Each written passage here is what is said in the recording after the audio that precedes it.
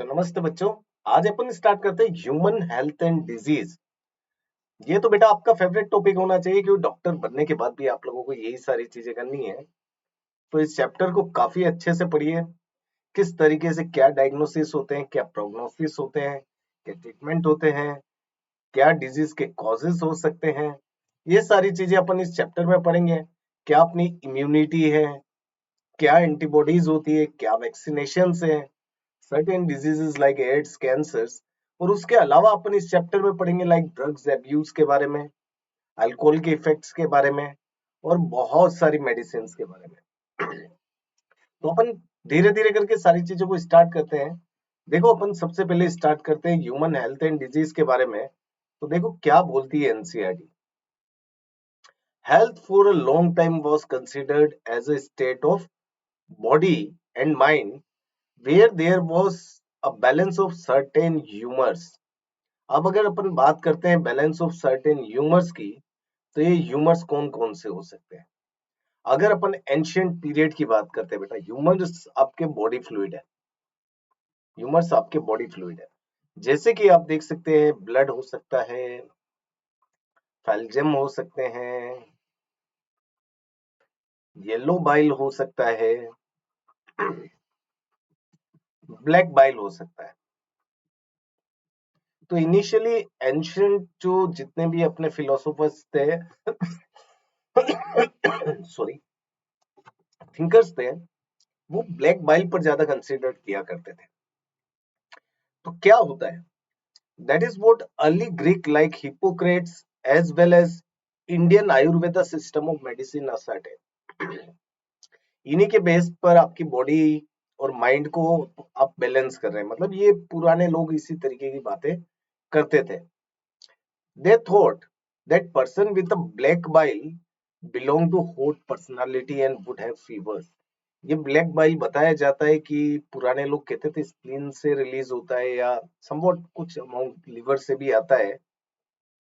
और इन लोगों में ब्लैक पर्सनालिटी का मतलब, ये हॉट पर्सनालिटी का मतलब हो गया इनके अंदर फीवर है, इनके अंदर एंजाइटी है, इनके अंदर डिप्रेशन है। ये सारी फीलिंग्स मानते थे, लेकिन ऐसा कोई ब्लैक बाइल बेटा होता नहीं है। This idea was arrived at by pure reflective thought। आप यही कह सकते हैं, केवल एक सोचने की चीज है कि इस तरीके की आपने मान्यता मान ली, साइंस में बेटा प्रूफ चाहिए। तो यहाँ पर एक बहुत बड़े साइंटिस्ट आए थे, the discovery of blood circulation by William Harvey using experimental method and the demonstration of normal body temperature in the person with a black bile using thermometer disapproved the good humor hypothesis of the health। मतलब क्या good humour होता है, क्या bad humour होता है, यही मानते थे उस समय तो फ्लूइड के बारे में। तो इसने क्या किया, जो ब्लैक वाइल वाले पर्सन थे उनको थर्मामीटर से उन्होंने उनको नाप दिया। ठीक है, अगर हॉट बॉडी पर्सनालिटी इनको फीवर है, लेकिन ऐसा कुछ दिख नहीं रहा है। एक तो हो गया आपका बैड ह्यूमर, जो बॉडी फ्लूइड पूरा खराब है। एक हो गया आपका गुड ह्यूमर, जहां बॉडी फ्लूइड अच्छा है। तो इन सारी चीजों को वो नहीं मान रहे थे। विलियम हार्वे ने एक्सपेरिमेंटली इन सारी चीजों को प्रूफ कर दिया, किस तरीके की कोई चीज नहीं होती। इसने डिस्कवरी की है बेटा बॉडी फ्लूइड एंड सर्कुलेशन की। तो यहाँ से आपकी साइंस स्टार्ट हो गई थी, जो एक बेसिक साइंटिफिक रीजन चाहिए जिसके पीछे। In later year biology studied that mind influences through neural system. Mind इसी से चलता है बेटा। आपको क्यों पता है, न्यूरल एंड एंडोक्राइन सिस्टम बहुत बड़ी चीज है, दोनों इंटीग्रेटेड होकर काम कर रहे हैं। Our immune system and that of our immune system maintain our health. जिसकी वजह से आपकी हेल्थ मेंटेन होती है बेटा, आपका इम्यून सिस्टम। सभी का सेम नहीं होता है, सभी का डिफरेंट डिफरेंट है। जैसी कंडीशंस में जो जिया है और जिसने अपनी बॉडी को जिस तरीके से चेंजेस किया है, उसके अकॉर्डिंग उसका immune system. Hence mind and mental state can affect our health. दोनों ही चीजें इफेक्ट करेगी बेटा, माइंड भी करेगी, आपका मेंटल स्टेट भी करेगा। Of course health is affected by और भी कारण है लाइक जेनेटिक डिसऑर्डर्स, ये आपके कॉन्जेंटाइनल हो गए। Deficiencies with which a child is born, जिसमें अपन क्या कर सकते हैं बेटा, बायोटेक्नोलॉजी से आप इसको ठीक कर सकते हैं, वो भी अर्ली एम्ब्रियोनिक स्टेज में। And deficiency defect which child inherited from parents from birth. तो ये सारे कॉन्जेंटाइनल हो गए। इन्फेक्शियस हो सकती है डिजीज, लाइक अभी मेरे को सर्दी जुकाम हो रहा है, खांसी हो रही है, तो ये किसी और पर्सन के अंदर भी बेटा पास आउट हो सकती है, तो ये इन्फेक्शियस हो गई, एक से दूसरे के अंदर चली जाए। अगर मेरे अंदर ब्लड प्रेशर की बीमारी है, डायबिटीज की बीमारी है, तो वो इन्फेक्शियस नहीं होगी, वो लाइफ स्टाइल इंक्लूडिंग डिजीज हो जाएगी। तो इसके बाद lifestyle including food and water, we take rest, exercise and we give to our body. अगर सपोज मैं मेहनत करता हूँ, घंटा 2 घंटा जिम जा रहा हूँ, आप नहीं जा रहे हो, तो आप अपनी बॉडी को खराब कर रहे हो। ये तो मेरी लाइफ स्टाइल है ना, अगर मैं इस चीज को कर रहा हूँ, आप नहीं कर रहे, आपकी गलती, ये वाली बात है। तो डिजीजेस बेटा 3 तरीके की हो सकती है। जेनेटिक डिसऑर्डर्स हो सकते हैं जिसमें आपका कोई रोल ही नहीं, वो तो पेरेंट्स से आ रहा है। इन्फेक्शन, इन्फेक्शन में आप एक पर्सन से दूसरे पर्सन के अंदर ट्रांसफर हो रही है, वो इन्फेक्शियस हो गई। और फूड स्टाइल में बेटा आप ही की गलती होती है, इसीलिए कहते हैं कि अच्छा रेस्ट किया करो, अच्छी एक्सरसाइज किया करो, अच्छी हैबिट्स रखिए, ताकि आप अपने आप को पूरी तरीके से फिट रख पाए। आई बेटा ये बात समझ में, और यही आपको अपने पेशेंट्स को भी बताना है जब आप डॉक्टर्स बन जाए। The term health is very frequently used by everybody. हर इंसान कहता है कि मैं तो हेल्दी हूँ यार, तेरा पता नहीं। So how do we define it? Health does not simply means absence of disease. यार मेरे को कोई बीमारी नहीं है, मैं फिजिकली फिट हूँ, तो मैं अपने आप को हेल्दी बोल रहा हूँ। लेकिन हेल्थ का मतलब केवल यही नहीं होता। It could be defined as the state of complete physical as well as mental. अगर सपोज यार तुम्हारा दोस्त पढ़ाई कर रहा है और तुम उसको टॉर्चर करने लग जाओ, कभी उसका पेन छुपा रहे हो, कभी उसकी पेंसिल छुपा रहे हो, कभी उसकी कॉपी छुपा रहे हो, तो you are not mentally fit. देखो जो बच्चा जिस चीज की मेहनत कर रहा है वो उस चीज को डिजर्व करता है, तुम उसको डिस्टर्ब करके तुम बीमार हो, वो बीमार नहीं है। You are mentally ill, clear? और अपने पड़ोसियों को परेशान कर रहे हो, तो आपको सोशल वेलबींग बनकर भी रहना है, यानी कि physically mentally as well as social being होकर रहना है, तभी आप हेल्दी है, एक चीज से हेल्दी नहीं होता है। क्लियर? क्योंकि यह माइंड स्टेट की भी बात होती है। So when peoples are healthy they are more efficient at work. ये तो सिंपल सी चीज है। अगर आज मैं हेल्दी हूँ तो अच्छे से काम कर सकता हूँ, और मैं अच्छे से काम करूंगा तो मैं अच्छे से इकोनॉमिक अर्न करूंगा, क्योंकि प्रोडक्टिविटी इंक्रीज होगी। So this increases productivity and brings economic prosperity. Clear? देखो हेल्थ, कहते हैं हेल्थ इज वेल्थ। हेल्थ है तो सब कुछ चीज है बेटा, वेल्थ तो ऑटोमेटिक आ जाएगी अगर आप हेल्दी है तो पहले आपको क्या डेवलप करनी है? हेल्थ को डेवलप करना है। आई बात समझ में? Health also increases longevity of people. बिल्कुल बेटा, लाइफ स्पैन बढ़ जाता है पीपल का, अगर वो हेल्दी है तो उसकी लाइफ स्पैन नेचुरल सी चीज है कि अच्छे से बढ़ जाएगी। And reduces infant and maternal mortality also. बच्चा जो नवजात जन्म ले रहा है बेटा, या माँ है जो बच्चे को जन्म देने वाली है, इन चीजों की मृत्यु हो जाती है बहुत बार, हेल्दी नहीं है तो चीजें, तो ये चीजें भी कम होगी। तो ये सब मेडिकल साइंस है। साइंस तो क्या बेटा, आपकी बॉडी का फिनोमिना है। आप लाइफ स्टाइल को चेंज कीजिए और इन सारी चीजों को खत्म कीजिए। पहली चीज तो यहीं से स्टार्ट होती है जो अपने बस की है। Balance diet, personal hygiene and regular exercise are very important to maintain good health. ये बात याद रखिए। Yoga has been practiced since time immemorial to achieve physical and mental health। आज भी आप योगा के बारे में देखते ही बाबा रामदेव जी करवाते हैं। So not a mad person, वो योगा कर रहे हैं तो आपको सिखा रहे हैं। आपको हमेशा अच्छी चीज किसी से ग्रहण करनी चाहिए, आपको लेनी चाहिए। तो आप योगा सीखिए, योगा भी बहुत अच्छी चीज है बेटा। बहुत वर्षों से हमारे ऋषि मुनि, वेद पुराण में योगा के बारे में लिखा गया है। साइंस तो आ जाइए, पहले लोग जीवित नहीं रहते थे क्या? तो ये सारी चीजें थी, तो योगा बहुत अच्छी चीज है, किया कीजिए। Awareness about disease and their effect on different body functions, ये तो आपको धीरे धीरे समझ में आया ना। वैक्सीनेशन हो गया, vaccination against infectious diseases, proper disposal of wastes, control of vectors, and maintenance of hygiene in food and water resources are necessary for achieving good health। अब देखिए, बचपन में आज किसी भी पेरेंट्स को आप लेकर देखिए, इतना अवेयरनेस तो आ गया, चाहे वो लिटरेट हो चाहे वो इलिटरेट हो, अपने बच्चे को वैक्सीनेशन वो करवाते ही करवाते हैं। क्लियर?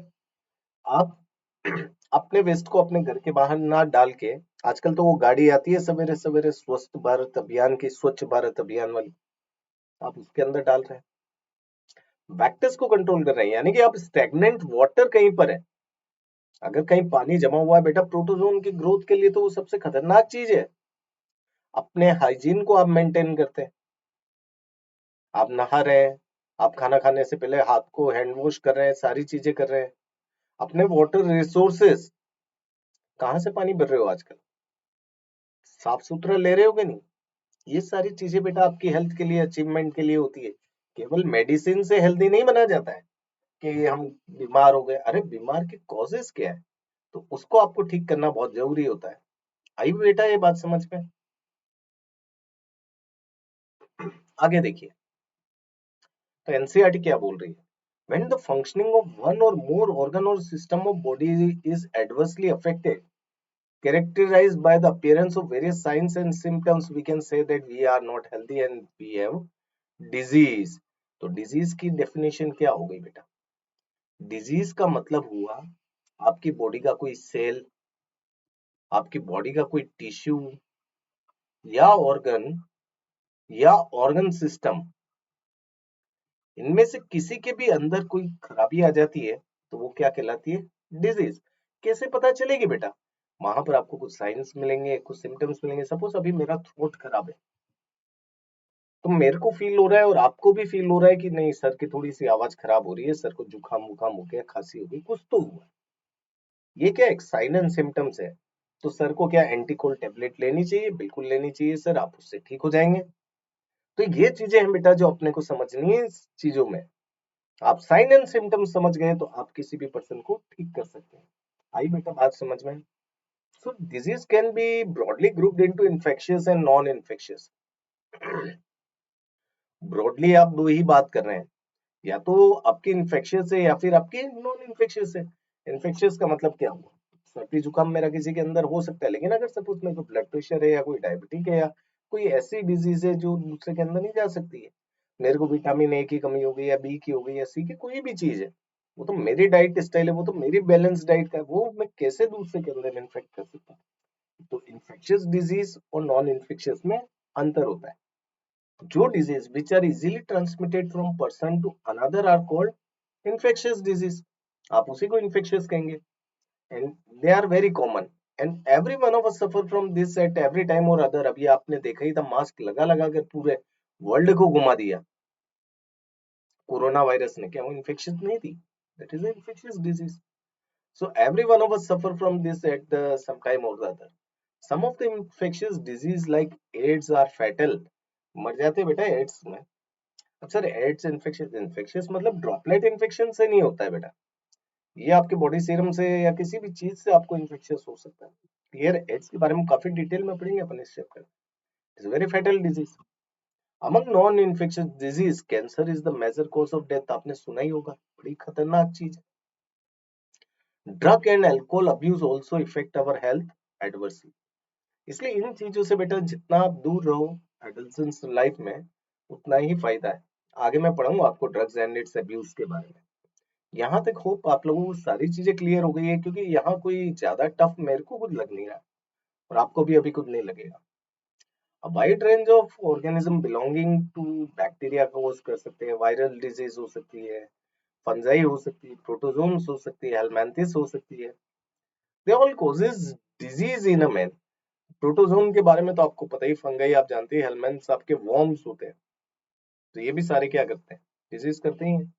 सारे बैक्टीरिया फ्रेंडली नहीं होते हैं, डिजीज कोजिंग भी होते हैं। सारे फंजाई भी आप यूं नहीं कह सकते कि आपके लिए फायदेमंद है। तो इस तरीके से जो डिजीज कोजिंग है वो पैथोजेंस कहलाएंगे। So disease causing organisms are called pathogens. कोई आपसे पूछ ले ऑल बैक्टीरियाज आर पैथोजेंस, तो सारे को नहीं बोलोगे, आप किसको बोलोगे? Only disease causing bacterias are called as pathogens. Most parasites are therefore pathogens and they cause harm to the body by living in them। देखो सब जगह म्यूटेलिज्म तो आपको देखने को मिलेगा नहीं पैरासाइट्स का। ज्यादातर पैरासाइट्स, ऑल पैरासाइट्स नहीं लिखा इन्होंने, मोस्ट पैरासाइट्स। हमेशा एनसीईआरटी की लाइन को ध्यान से समझना। अगर यहाँ पर ऑल पैरासाइट्स लिखा होता तो स्टेटमेंट रॉन्ग हो जाता। तो most parasites are therefore pathogens and they cause harm to the host by living in them. बच्चे क्या करते हैं यहाँ पर, all parasites are there for pathogens and they cause harm to the, हाँ यार ये तो पढ़ा था, चलो राइट करते थे, राइट नहीं बेटा। हर लाइन को, हर शब्द को समझिए, एनसीईआरटी की भावनाओं को समझिए, एनसीईआरटी कहना क्या चाहती है, तब जाके आप आउट ऑफ स्कोर कर पाते हैं। The pathogens can enter our body by various means, इनके भी बेटा बहुत सारे रास्ते हैं। जब भी ये एंटर करेंगे, अंदर मल्टीप्लाई करेंगे और आपके नॉर्मल जो वाइटल एक्टिविटीज है उनको डिस्टर्ब करते हैं। तो pathogens can enter our body by various means, आपकी लाइफ का पैथोजेंस आपका मोबाइल है, क्योंकि आप बैठे हो तो लेक्चर देखने के लिए और आप दूसरी चीजें देखने लग जाते हो, क्लियर, वो आपके नीट का पैथोजेंस है। So pathogens can enter our body by various means, multiply and interfere with normal vital activities, resulting in morphological and functional damages। कुछ भी बेटा बॉडी में अगर मॉर्फोलॉजिकल, आपके लिवर के किसी सेल को खराब कर दिया, लंग्स के सेल को खराब कर दिया, फंक्शन तो डैमेज हो गई होगा। Pathogens have to adopt to the life within the environment of the host, वो तो होती है, तभी वो पैथोजेंस है। आपने सपोज मेडिसिन खा ली तो वो अपने आप को रेजिस्टेंस बना लेगा थोड़े टाइम में। So pathogens have to adapt to the life within the environment of the host. For example, pathogens enter the gut must know a way of surviving in the stomach at the low pH. अगर उसके बाहर वो covering नहीं होती बेटा capsules की, तो वो तो यहाँ स्टमक में गया। आपने पढ़ा ही होगा ना सल्मोनेला टाइफाई के बारे में, बैक्टीरियाज के बारे में, रफ स्ट्रेन के बारे में, स्मूथ स्ट्रेन के बारे में, बॉटनी के अंदर आप पढ़ते ही हैं। तो जो स्मूथ स्ट्रेन होती है, कैप्सूल्स फॉर्म्ड होती है, वो सर्वाइव कर जाती है। स्टमक का पीएच बेटा एसिडिक है, 1.2 1.5, कितना खतरनाक एसिड है। तो आपकी वॉल पर म्यूकस है, उसकी वजह से आपको फील नहीं होता है। And resisting the various digestive enzymes, a few representative member from different group of pathogenic organisms are discussed here along with the disease caused by them। तो यहाँ पर बेटा अपन पढ़ेंगे बहुत सारे ऑर्गेनिजम्स के बारे में, जैसे क्या क्या डिजीजेस हो रही है, क्या क्या चीजें हो रही है हमारी बॉडी में। So preventive and controlling measure against this disease in general, कैसे अपन उससे प्रिवेंट कर सकते हैं, prevention is better than cure. तो ये भी अपन काफी अच्छे से यहाँ पर अपन डिस्क्राइब करेंगे जो अपन यहाँ पर पढ़ने वाले हैं। तो ये सारी बातें जितनी भी बेटा मैंने बताई, ये सारी हुई है इंट्रोडक्शन की बातें। नेक्स्ट अपन जो अपना लेक्चर है उसमें मैं आपको ये सारी डिजीजेस के बारे में बताऊंगा और इसके आगे अपन पढ़ेंगे अच्छे से। आई बेटा कुछ बात समझ में? तो यहाँ तक एक बार इस एनसीईआरटी को रीड करिए, लाइनों को मार्क करिए। मिलते हैं अपन नेक्स्ट लेक्चर में। Thank you, bye bye, have a nice day.